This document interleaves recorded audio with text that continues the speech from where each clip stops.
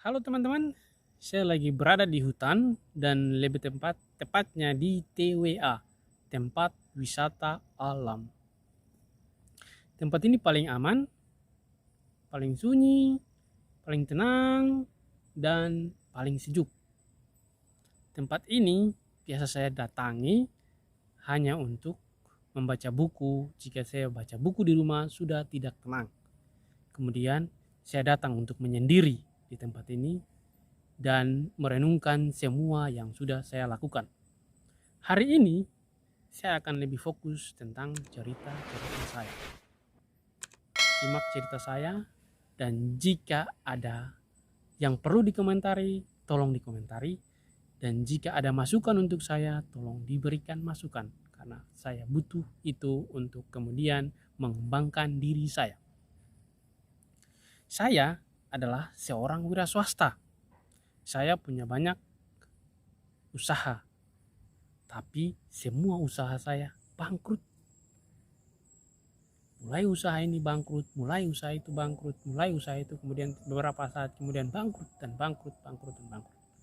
Saya alami itu dalam memulai usaha sering dan sering dan sering. Dan saya sekarang tetap masih ingin berwirausaha. Berawal dari cita-cita saya waktu itu, saya ingin berwirausaha.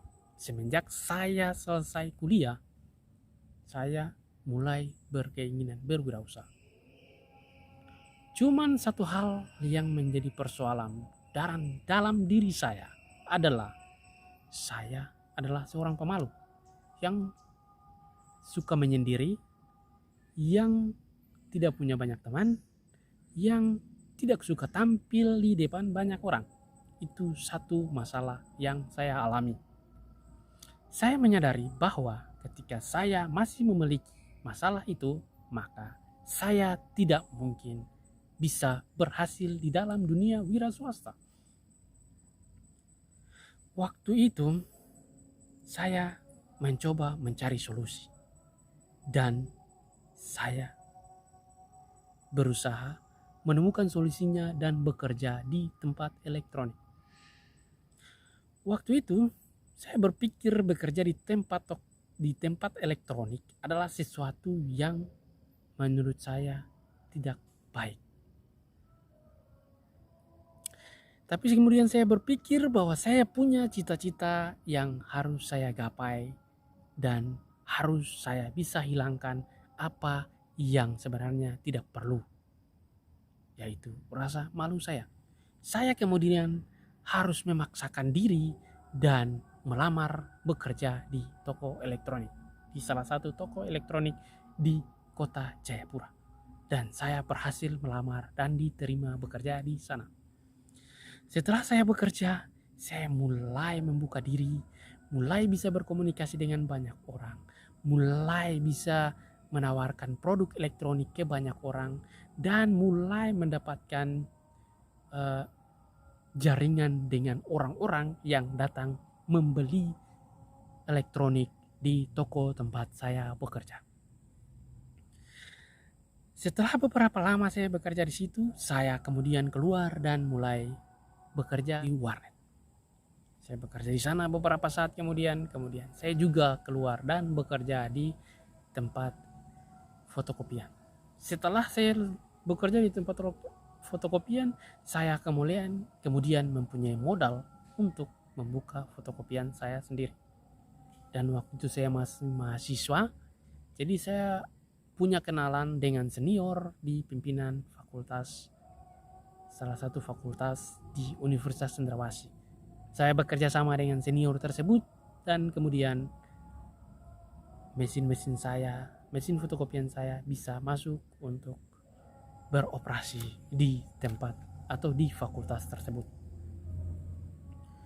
Jalan beberapa saat saya mengalami kebangkrutan.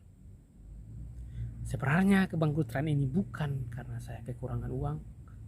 Saya punya konsumen paling banyak.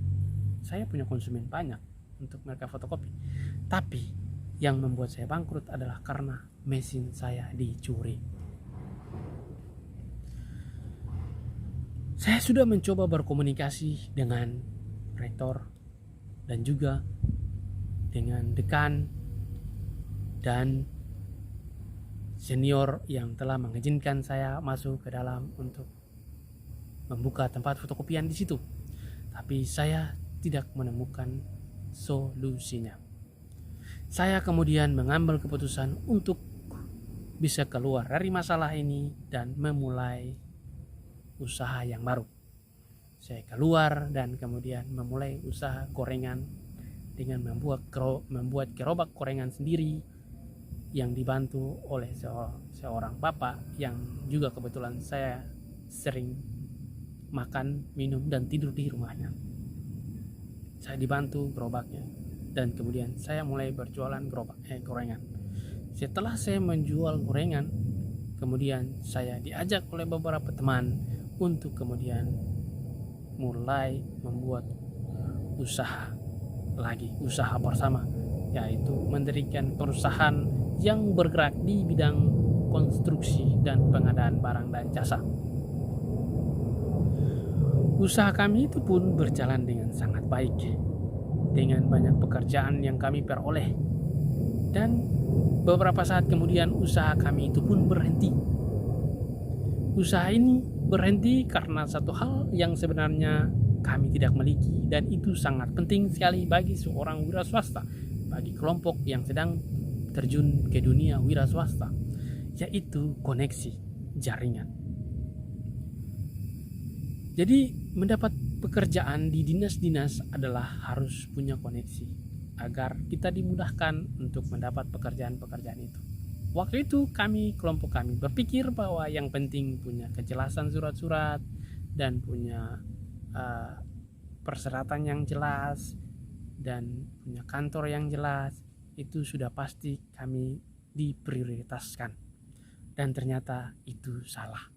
Yang terjadi adalah yang penting koneksi, kayak gitu. Jadi walaupun kita punya surat-surat lebih baik dan lebih aman, kita akan kalah dengan orang yang punya koneksi. Itu yang terjadi dan saya alami hal itu. Saya kemudian tidak menyerah di situ. Saya dan beberapa teman yang lain lagi kemudian berwirausaha di bidang kuliner. Kami membuka satu kedai di Kota Jayapura di Pantai Hamadi. Kedai itu berjalan dengan baik, namun perputaran uang dan modalnya kurang benar. Kami memang belum mengerti soal itu.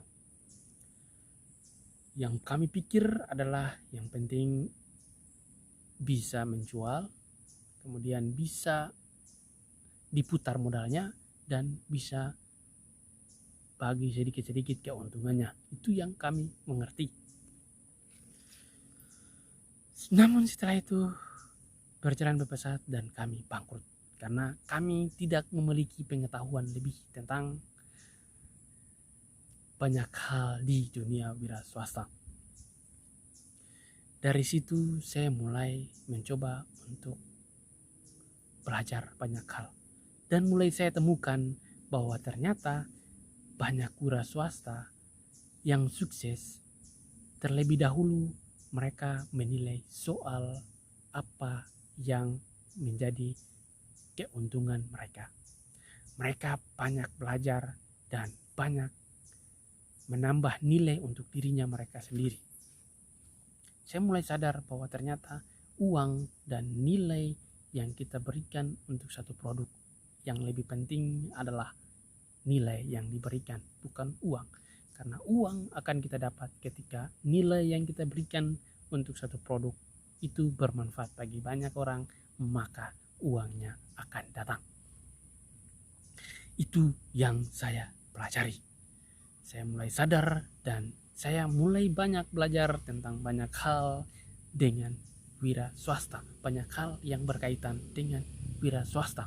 Saya berusaha untuk lebih tahu tentang bagaimana pengelolaan keuangan, bagaimana manajemen usaha, dan bagaimana manajemen pemasaran, bagaimana manajemen produksi. Saya mulai banyak belajar tentang hal itu. Dan saya akan berusaha untuk terjun dengan sistem yang baru, dengan pengetahuan yang baru, dengan produk yang baru, dengan cara yang baru.